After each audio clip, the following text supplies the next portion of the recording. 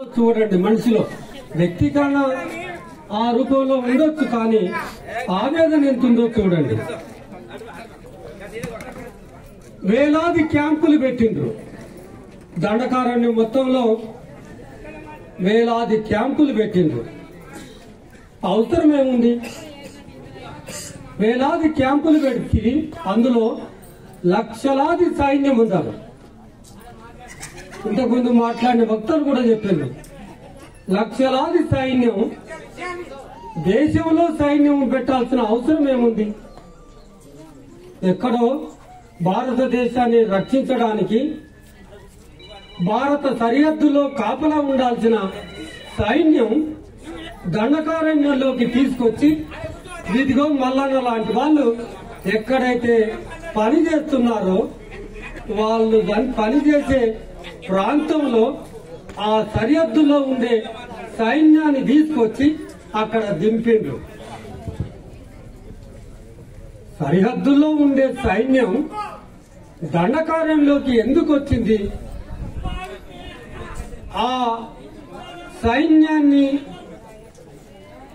ఆ క్యాంపులను నిర్వహించడానికి ఎన్ని కోట్ల ప్రజాధనం వృధా అవుతుందో ఒక్కసారి ఆలోచించండి. కోట్ల ధనాన్ని, ప్రజల చెమటను, ప్రజల రక్తాన్ని ఎంత వృధా చేస్తుందో మనం చూడాల్సిన అవసరం ఉంది. ఈ మొత్తం వైనం నిలువరించాలి అంటే 2026 మార్చి 31 వరకు నువ్వు ఎట్లా తుదముట్టిస్తావని ధిక్కరించి అడగనంత వరకు ఈ పద్ధతులు కొనసాగుతూనే ఉంటాయి. ఒక్కొక్క డ్రోన్ను ఇజ్రాయెల్ నుంచి, ఇతర దేశాల నుంచి ఒక్కొక్క డ్రోన్ను కోట్లు పెట్టి, కోట్ల ప్రజాధనాన్ని పెట్టి మనం చెమటోడ్చి సంపాదించిన ఈ డబ్బును డ్రోన్లు కొనుగోలు చేయటం కోసం ఖర్చు పెట్టి అవి పైనుంచి వచ్చి దాడులు చేసి పోతున్నాయి. మిత్రులారా, ప్రియమైన ప్రజలారా, మావోయిస్టు పార్టీ మీద ముప్పేట దాడి పెట్టింది. ఆదివాసీలను చంపేస్తున్నారు. ఆదివాసీల రక్షణ కోసం ఆదివాసీ ప్రాంతాలకు ఆదివాసేతరులు ఎవరు వెళ్లొద్దని చట్టాలు తయారు చేశాయి. రాజ్యాంగంలో ఆర్టికల్, ఆ షెడ్యూల్ 5 ఉంది ఆదివాసీల రక్షణ కోసం. రాజ్యాంగంలో 6వ షెడ్యూల్ ఉంది ఆదివాసీల రక్షణ కోసం. పెసా చట్టం ఉంది, అడవి హక్కుల చట్టం ఉంది, 170 చట్టం ఉంది.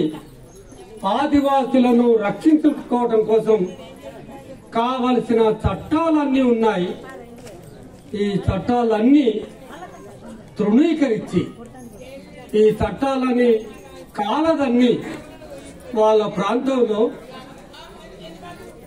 ఆ అడవిలో వేలాది క్యాంపులు ఎట్లా వెలుస్తాయి అని మనం ఆలోచించాలి. వాళ్ళ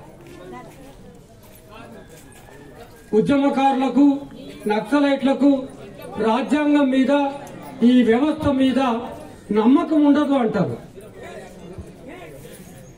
ఏ రాజ్యాంగాన్ని అయితే ఎవరైతే తీసుకొచ్చారో వాళ్ళే ఆ రాజ్యాంగాన్ని అమలు పరచకపోతే, ఏ చట్టాలైతే ఆదివాసీల రక్షణ కోసం ఏ చట్టాలనైతే తీసుకొచ్చారో ఆ చట్టాలను వాళ్లే గౌరవించకపోతే పౌర సమాజం చూసుకుంటూ చేతులు ముడుచుకొని ఉండాల్సిందేనా?